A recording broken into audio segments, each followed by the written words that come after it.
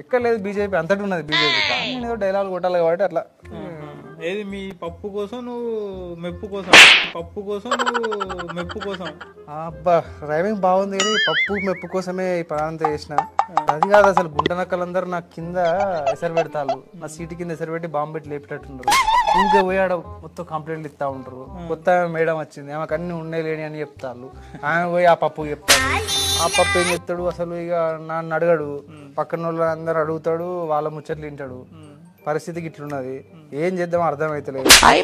నా కింద సీట్ కింద బాంబు పెట్టి ఎప్పుడు దించేద్దామా అని రెడీగా చూస్తాను.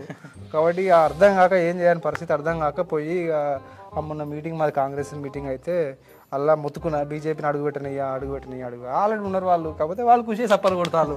మరి ఏం చేస్తాం, మరి పప్పు ఖుషి అయ్యిండు, వాళ్ళ అమ్మ ఖుషి అయ్యింది, అందరు ఖుషి అయ్యారు. మళ్ళీ నా సీట్ కొద్దిగా ఒక 2 రోజులు, ఒక 2 ఏళ్ళు, ఒక 2 సంవత్సరాలు సేఫ్ ఉంటుంది. మళ్ళీ ఇట్లనే